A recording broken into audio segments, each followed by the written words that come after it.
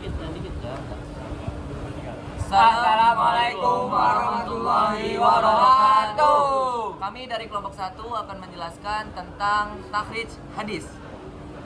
Nah, untuk yang pertama yaitu adalah pengertian dari takhrij hadis. Takhrij hadis berasal dari kata kharaja yukharriju yang secara etimologi mempunyai makna berhimpun, dua hal yang saling bertentangan dalam satu persoalan. Para ahli hadis memaknai takhrij ini dalam beberapa hal. Yang pertama, sinonim kata ikhraj, yakni mengemukakan hadis kepada orang lain dengan menyebutkan sumbernya, yakni yaitu orang-orang yang terdapat pada mata rantai hadis tersebut. Yang kedua adalah takhrij, yang takhrij juga digunakan untuk arti mengeluarkan dan meriwayatkan hadis dalam beberapa kitab. Yang ketiga, takhrij terkadang disebut juga al-dalalah, yaitu menunjukkan dan menisbatkan hadis ke dalam kitab sumber-sumber hadis dengan menyebutkan nama penulisnya. Yang kedua yaitu takhrij. Ya, takhrij hadis adalah sesuatu yang digunakan untuk mengidentifikasi atau mengklasifikasikan hadis. Nah, sini saya ingin menjelaskan tentang tujuan dan manfaatnya takhrij hadis. Tujuannya yaitu untuk mengetahui sumber asal hadis yang ditakhrij, mengetahui ditolak atau diterimanya hadis.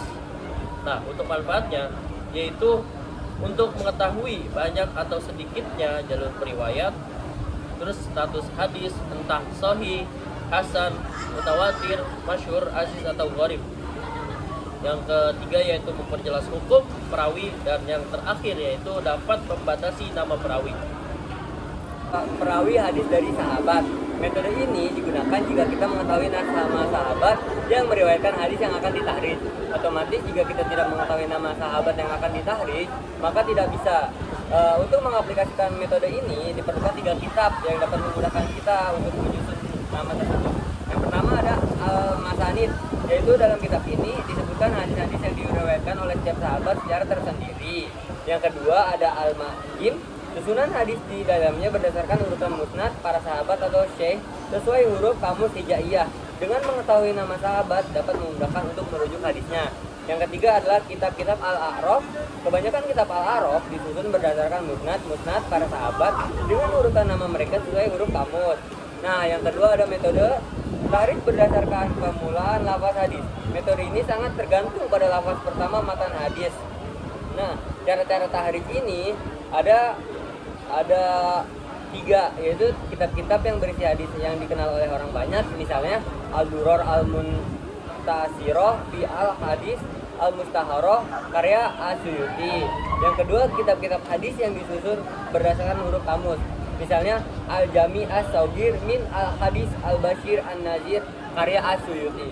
Yang ketiga ada petunjuk-petunjuk dan indeks yang disusun para ulama untuk kitab-kitab tertentu, misalnya Miftah As-Sohin karya At-Tauqadi, Miftah At-Tarif li Al-Hadisi Takhrij Al-Khatib karya Syed Ahmad Al-Gumari.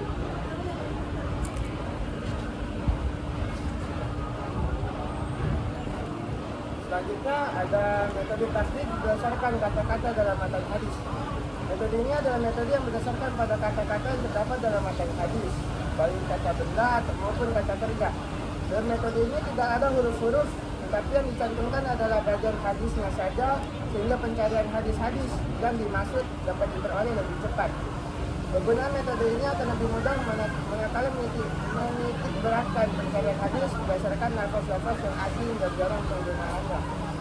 Kitab yang berdasarkan metode ini diantaranya adalah Al-Mu'jam Al-Mufahras di Al-Faz Al-Hadis An-Nabawi karya Dr. Ali dan Sensi, seorang orientalis yang berkebangsaan Belanda yang meninggal pada tahun 1939 Masehi. Penggunaan metode ini memiliki beberapa langkah-langkah, yaitu yang pertama menentukan kata kuncinya, yaitu mengikuti kata yang akan dipergunakan sebagai alat untuk mencari hadis. Yang kedua, mencari bentuk kata kunci tadi sebagaimana yang terdapat di dalam hadis yang akan kita temukan melalui mu'jam ini. Metode ini memiliki beberapa kelebihan, yaitu mempercepat pencarian hadis dan memungkinkan pencarian hadis melalui kata-kata apa saja yang terdapat dalam matan hadis. Sedangkan kelemahannya yaitu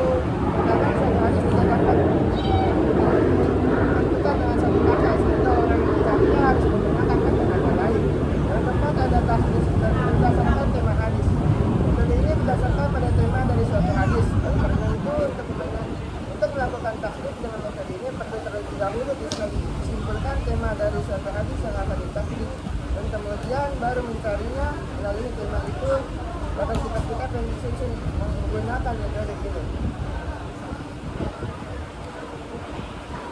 Dalam kitab Miftah Tunis As-Sunnah, Sensi mencantumkan 14 kitab hadis yang terkenal yaitu Sahih Bukhari, Sahih Muslim, Sunan Abi Dawud, Jami At-Tirmidzi, Sunan An-Nasai, Sunan Ibnu Majah, Muwatta Al-Malik, Musnad Ahmad, Musnad Abi Dawud, At-Tayalis, Sunan Ad-Darimi, Musnad Zaid bin Ali, Sirah Ibnu Hisham, Maghazi Al-Raqidi, dan Tobaqat Ibnu Sa'ad.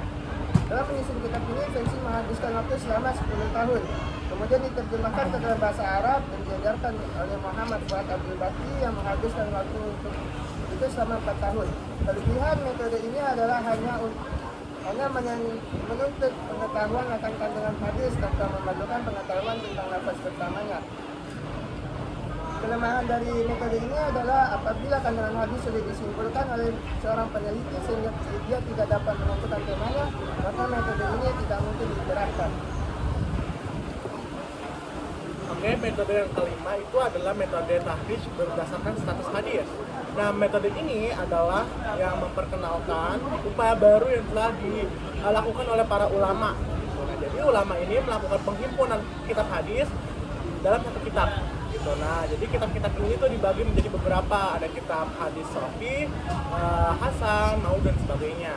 Nah, saya pun mendapatkan beberapa contohnya. Yang pertama ada Al-Itafa Al-Saniyah Al-Ahad, Al-Qudsiyah yang membuat hadis-hadis qudsi. Kemudian ada Al-Mutatirah yang membuat hadis-hadis mutawatir. Dan terakhir ada Al-Marsil yang membuat hadis-hadis mursal karya Abu Dawud. Dan banyak lagi kitab-kitab yang membuat berbagai hadis. Nah, kemudian kelemahan dari hadis ini adalah cakupan itu sangat terbatas sekali gitu. Dan jadi karya yang dimuat dalam hadis itu sangat-sangat sedikit. Yang kemudian terakhir adalah yang keenam, yaitu berdasarkan software.